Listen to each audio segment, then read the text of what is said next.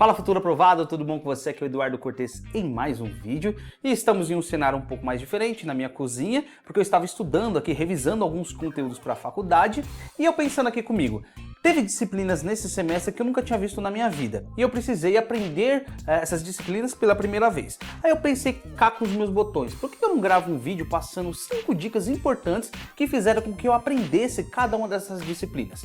Então se você está estudando para a OAB, para o Enem, para o vestibular ou para qualquer concurso público e está se deparando com alguma disciplina pela primeira vez e precisa aprender aquele negócio de qualquer jeito, eu vou te passar 5 dicas fundamentais de como você consegue aprender melhor cada uma dessas matérias do zero. Mas é muito importante você acompanhar esse vídeo até o final, porque todas as dicas são muito importantes. Se você pular alguma dessas etapas, o seu aprendizado vai ficar abaixo do esperado. Então, acompanhe esse vídeo até o final, porque vai valer muito a pena. Ah, e eu quero fazer um convite muito especial para você que é novo aqui no canal e ainda não é inscrito, a se inscrever aqui embaixo e acionar o sininho de notificação, para você não perder nenhuma novidade que eu venha postar daqui para frente. E se você achar que esse conteúdo foi relevante para você e vai te ajudar muito na sua aprovação, não esquece de deixar o seu like e compartilhar em todas as suas redes sociais. Bem, então vamos lá pessoal, dica número 1, entenda a importância da matéria na prova. Quero fazer uma pergunta para você que vai fazer total diferença nos seus estudos.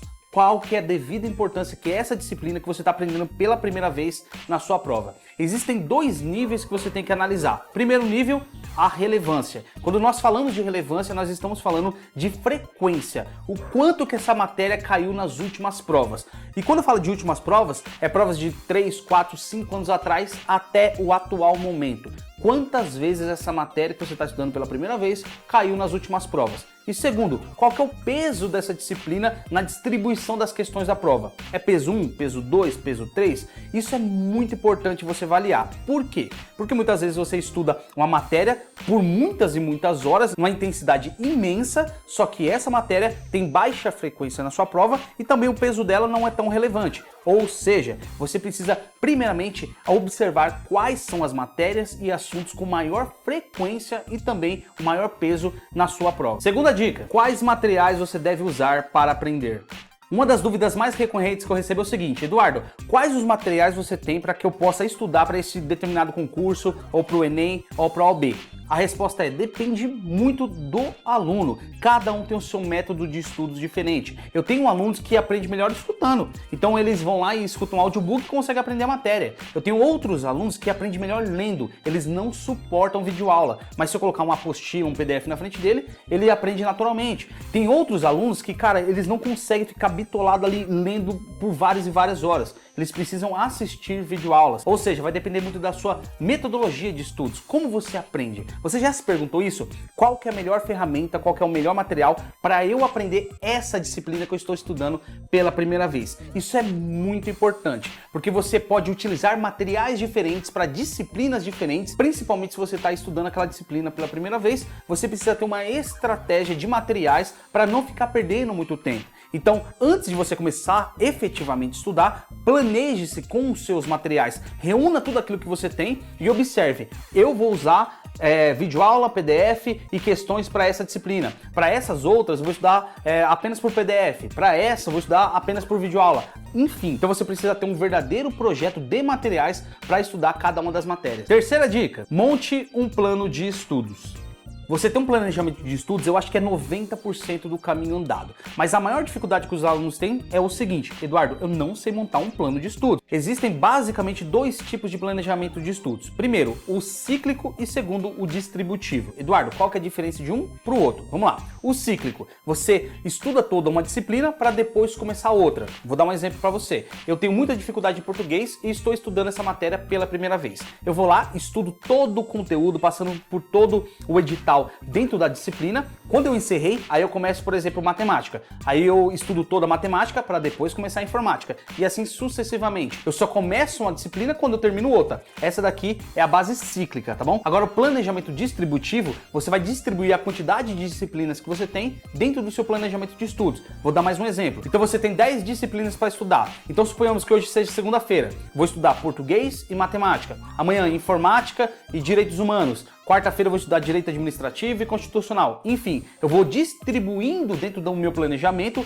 todas as minhas disciplinas e você vai criando uma rotatividade de aprendizado em cada uma das matérias. Eu considero essa forma a mais eficiente, a mais produtiva, porque você vai vendo igualitariamente todas as disciplinas. Mas como nós estamos falando em matérias que você está estudando pela primeira vez, o interessante é você intensificar principalmente, né, gastar um pouquinho mais de energia e tempo também nessa disciplina que você talvez tenha um pouquinho mais de dificuldade porque você está vendo pela primeira vez. Outra coisa muito importante é você estipular metas de estudos, seja diária, semanal ou mensal, e até mesmo semestral seria bacana. Então você precisa estipular um tempo necessário para utilizar os seus materiais de estudos, ok? E poder acabar aquela disciplina que você está estudando pela primeira vez. Você já tem que gerenciar e possivelmente projetar os principais obstáculos que você vai ter no seu aprendizado daquela disciplina. Então se você está vendo aquela matéria pela primeira vez, é muito importante você fazer uma análise prévia de todos os assuntos, se aquela matéria é um pouco mais hard, se é um pouco mais fácil, como que você vai trabalhar cada um dos assuntos, cada um dos tópicos, enfim, fazer uma pré-análise antes de efetivamente colocar a sua matéria que você está vendo pela primeira vez dentro do seu planejamento é muito importante. E depois, lembrando no tópico que nós falamos anteriormente, casar cada um dos materiais para poder atacar realmente dentro do seu planejamento de estudos aquela matéria que você está estudando pela primeira vez. Quarta dica: faça links de entendimento.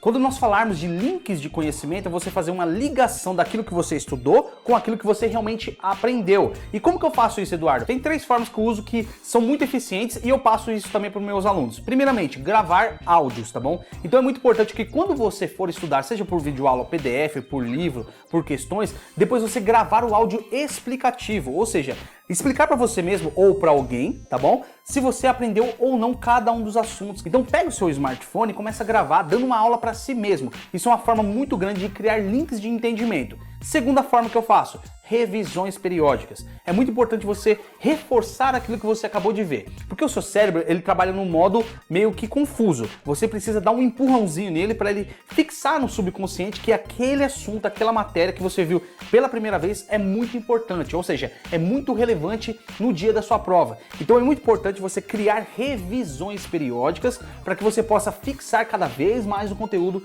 no seu subconsciente. E a terceira forma, que eu acho que é a mais efetiva, que eu utilizo muito, são os mapas mentais. É uma forma muito sintetizada e muito resumida de você testar realmente os seus conhecimentos, se você aprendeu ou não aquilo que você estudou. Então os mapas mentais basicamente trabalham com palavras-chave. Você não precisa fazer o Ctrl+C, Ctrl+V de tudo aquilo que você viu no seu PDF e na sua apostila. Ao contrário, você tem que sintetizar palavras, pegar pequenos trechos e transformar todas essas palavras em ramos de explicação. Então isso só vem com muita prática. A propósito, eu vou deixar aqui em cima nos cards um curso que eu dei gratuitamente aqui no nosso canal, ensinando desde o básico, desde achar a palavra-chave até responder questões de prova através do seu mapa mental. Vale muito a pena, depois vai lá, é totalmente gratuito e eu tenho certeza que vai te ajudar muito nos seus resumos. Quinta e última dica, mas não menos importante: avalie o seu conhecimento.